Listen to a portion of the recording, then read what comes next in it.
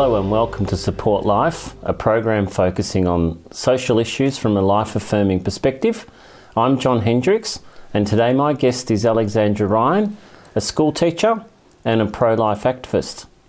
Welcome to the show, Alexandra. Thank you, John. It's nice to be here. Nice to have you here. For our viewers, Alexandra, tell us a little bit about yourself. You're a teacher and what you do. I am a school teacher. I'm teaching grade 1-2 this year at a beautiful little primary school. I've also done some work over in London, teaching primary school over there, and over in Perth as well as teaching at a secondary school. Fantastic. Can you enjoy that? Love it. Yeah, it's great. Fantastic.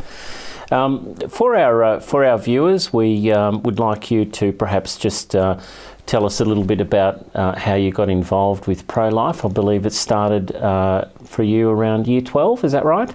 Yeah, that's right. Back in year 12, an English teacher of mine said that we had to choose an issue that we were passionate about. And I sort of thought, what about abortion? So I didn't know too much about it at the time, but when I was researching, I found out more about a drug called RU486. For those of you who don't know, it's a French abortion pill, which basically is administered to women for home usage, and it's to terminate a life up to 7 weeks in the womb. Sometimes it doesn't work and there's more complications. They have to go back in for a medical abortion.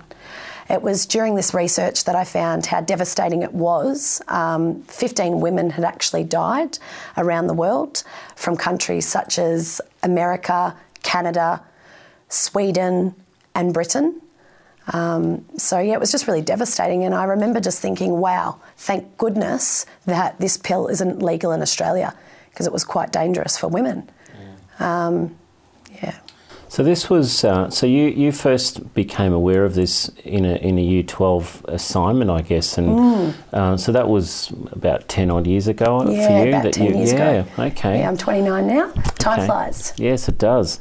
And the 486 at the moment, is that legal in Australia? Yeah, unfortunately, the bill did get passed where it was legalised here in Australia, and like I said, it's really dangerous to women. I mean, people die of blood loss, ruptured abdominal organs and infection.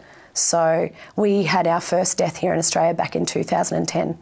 Oh, I would dare say that a lot of people using this pill may not be aware of the side effects or the consequences of using it. Yeah, it is different to the morning after pill as well. In what way?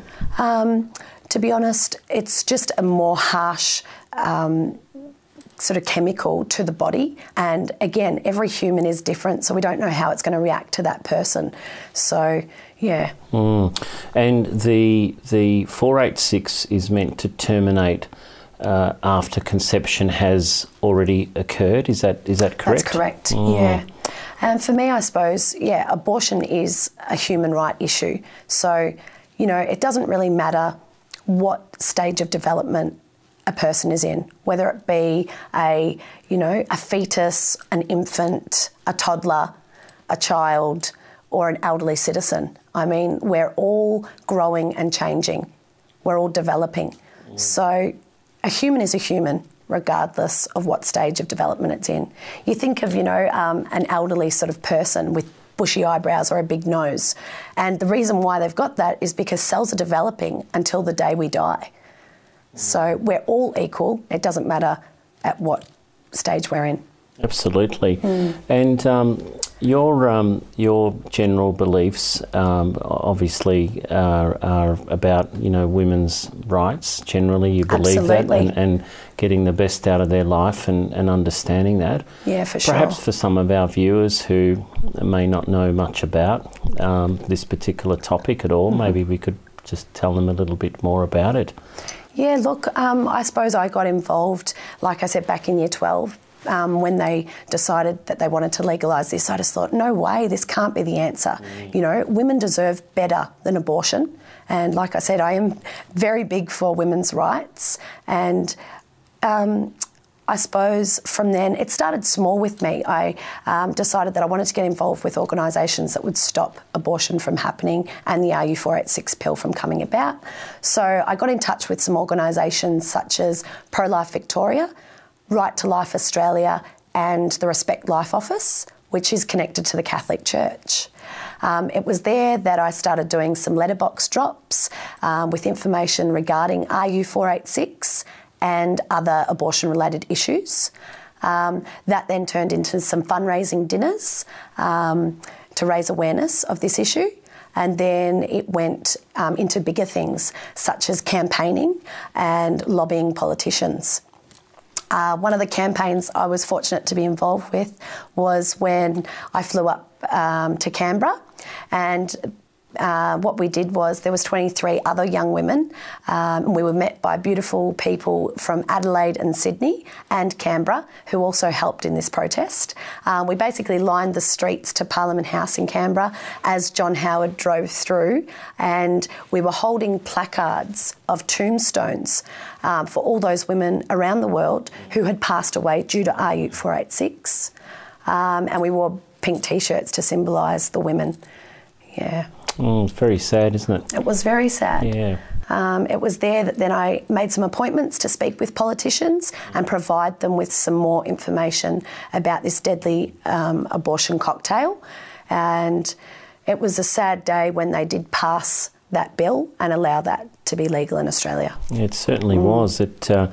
At least we've built awareness, at least by the things that you've done. You've built awareness with many people on the ground level and certainly with politicians. And now there's a huge movement as well, which we're going to talk about shortly after a break. Yes. We'll talk about that as soon as we come back. You're watching Support Life, and we're going to take a short break. Please join us straight after.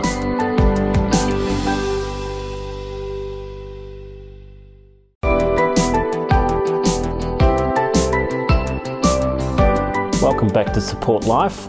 I'm John Hendriks, and today my guest is Alexandra Ryan. Hello, Alexandra. Hello. We were talking about before the break your trip to Canberra. That's and right. And your involvement with the trip that you had up there, and how you believed in the fight against RU486. That's right. What happened after that? You came back to Melbourne, and then you were involved in a little bit more of the political movement in that regard? So yeah, I guess you could say I was your typical teenager. You know, I was attending university and, you know, going to parties. I had a boyfriend, but I did want to make a difference in the world and get involved with this issue, which I believe is so important to all humans, you know. Like I said before, this is a human right issue. And so, well, I came back and I was studying at university to be a teacher. And it was there I met a Christian girl, and she actually told me about a silent siege, which I hadn't heard about before. And she was explaining to me that it was not a protest, but rather a prayer meeting. And I sort of listened, and she said what they do is they gaffer tape their mouth with red tape, and it says the word life on it. And what they do is they go to Parliament House and they do a silent protest, or like I said, in my view, I thought it was a protest, but it was more of a prayer meeting. And they stand there, and it's to symbolise the unborn without a voice. And I thought, this isn't really for me, you know, this is a little bit strange, a little bit foreign. But then I thought, you know what, it's no more foreign or no more strange than what the Victorian government were putting forth to our nation, and that was to change the abortion law. So I started looking more into this side of politics, and that's when I discovered what this bill actually meant. And unfortunately, it has been passed, which is really sad. But what that entitles us to do now as a nation is to abort a baby up to 9 months in the womb, which is major medical surgery for a woman and can be very risky. Also, partial birth abortion occurs now and is allowed. So again, it's a very graphic process, and I don't know if you want me to go into detail with what happens there. So just for our viewers, Alexandra, abortion is legal right up until 9 months. That's right. The day before a baby can be born. Yeah. Sounds crazy, but it's actually real, isn't it? It's true. Yeah. And actually, since the legalisation of late-term abortion, it has risen to 600% increase. So the intention of reducing numbers hasn't worked at all. If anything, it's increased. Yeah, by 600%. And are there any figures, or would you know why there's been such a dramatic increase? Is it maybe because people are using abortion simply as a contraception, do you think? Look, it could be an option. Apparently there are 100,000 abortions that are occurring in Australia each year, which is devastating, you know. Yeah, it's really, really sad, and it would be awful to think if people were doing it for that reason. Women are faced with unplanned pregnancy. There's no denying that. But I don't think it's okay to say that this should be allowed. You know, it is wrong. And women need to know that we're better than this, you know. I think so often in society there's a spin on that abortion is a woman's right. Well, I beg to differ, because what's the right of the baby in the womb who is a female? And I guarantee half of those are female. So what's the right of an abortion survivor? And there are many abortion survivors, especially over in America. You know, we've now denied the right as a nation to basically help people who there's no support or counselling for people who are suffering. Because if someone is faced with an unplanned pregnancy, there are only 2 or 3 options they have available to them. Well, with women with unplanned pregnancies, they need to realise that there are beautiful support networks out there, and there's one that I know of called God's Precious Infants. Now, they are fantastic. They offer women who are faced with financial pressures support, where they can offer to pay their bills, pay off credit card debts. If they don't have a support person, they would happily go to their partner or family and break the news that they are having a baby. That's really good. Yeah. And what's that name called again? God's Precious Infants. God's Precious Infants. Yes. So people can look them up and speak with them directly. Yes. And they've got many benefactors who donate to allow this to happen. Because generally, if someone's planned an unplanned pregnancy, generally one of their concerns is financial, isn't it? How can I support the baby? What am I supposed to do? Yeah, that's one of the reasons. Others, due to age, they think, oh, I'm too young to have a baby, and oh, life will be over, you know, I've got to attend university to get a good job, and all these added pressures are put on women's shoulders. And I think it's a bit of a cop-out as well, because being a woman, I know that, you know what, this is a lie, and we're not being fed the truth. Life is so precious, and we need to remember that. So I think to say that, abortion is the answer, and that, you know, it's not something that you can just terminate and forget about. This is always going to be on the woman's conscience. I'm sure if you ask any person who's faced with an abortion, and I'm sure it's not an easy decision, you know, I really feel for these people who are in these situations. You know, I'm not here to condemn, I'm not here to judge. That's definitely not my place. But I just want to reach out and show women that there is support out there, and that they do deserve to be loved the way that, they're intended to be. We're making people aware of the fact that there are other alternatives and other options, and how dangerous some of these things are. Yeah, definitely. And obviously the mental health aspect of a woman facing a termination. And there are examples of unfortunately, women having committed suicide, years after the termination, because they were believed into believing that it was a fetus, or it was just a bunch of cells and it wasn't really a baby. And then to find out later that they actually terminated their child, maybe their only child. That's right. It's, you know, I've read reports as well about that. It's fairly fairly disastrous for women's health. Absolutely. And I think we've got to not forget the men as well. I mean, I know from personal experience, I was dating a guy a few years ago who was faced with an abortion when he was 19. He and his girlfriend, again, it comes back to the age issue. They were thinking, oh, golly, don't have proper jobs and, how will we support a baby, and they weren't aware of these beautiful organisations. Well, just hold that thought and that chat, and we've got to take a break.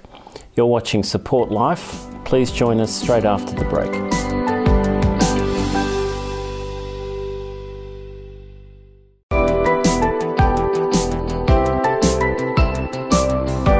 Welcome back to Support Life. I'm John Hendriks, and today my guest is Alexandra Ryan.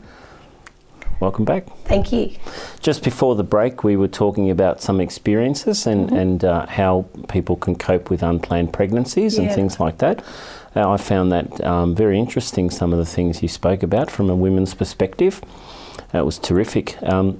Perhaps we can discuss some of the experiences that you've had along the way with work that you've done outside clinics and some of the things that you've seen along the way there. Yeah, sure.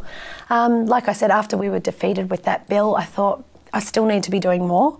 So that's when I decided to get some mentoring on how I could help women who are in these vulnerable situations, such as abortion. So what I decided to do was go to the abortion clinics after seeking some mentoring, from professionals, and they told me how we need to use a loving approach. We're not there to condemn these women. They need to feel supported and feel valued, which they are, because they're beautiful, And so that's when I got involved. I started going, again, just when I could, here and there, on the Saturday morning to Berkeley Street and Wellington Parade in Victoria, Melbourne. And it started off with just silent prayers in my heart on how we could, combat abortion and stop this from happening. And then I worked up a bit more courage and I decided that I wanted to start approaching these women. How could I just allow them to go into this hellhole, this dark place where it wasn't going to bring about any good for this woman? And I'd know this because I've spoken with some friends of mine and they've told me how they wish that they had have had some more information and had someone like me in their life to be an influence and be a bit of a light and, provide them with more support. So, again, I wasn't there at the clinics to hound the women like you see on TV with placards or anything like that. I was simply there to explain to the woman that there was other alternatives. There were real choices out there. From a loving perspective, you came into from a soft approach. Of course, and that's the way I believe it should be done. Yeah, I'd explain who I was, and I was a school teacher, and I'd got involved with this beautiful organisation called God's Precious Infants, and we can be there to help if they would like us to be. What was the response and feedback that you were getting? Oh, look. Again, I've been doing this it varies. I mean, I've been doing this for a few years now. You get young girls being pushed into the abortion clinics by boyfriends or by mothers or aunties or friends, and they're crying and your heart breaks, to see them so emotional. Then you've got others who are quite hard, these women going in there alone. So where is their partner or husband or boyfriend? Why are they going in there alone? Why do they feel that there's no one out there to talk to or to turn to? Yeah, it's really heartbreaking. Very heartbreaking, and I guess they're very lost in themselves and in their decisions and being forced. And I can only imagine how hard it would be. I mean, if you think about, their situation and you put their shoes on your feet, how would they be feeling? And that's what I always go in with, a soft approach and a loving approach. And I just explain to them that we're here if they need for financial help. I can be there to break the news to their family or their boyfriend. We can be there to provide furniture and set them up in an apartment, all expenses paid for. And we're not going to abandon them if they choose life. We're going to be there every step of the way we're going to be able to, set up a nursery and provide schooling and support with fees and all those things. So I think people think, once they choose life, you're going to turn their back.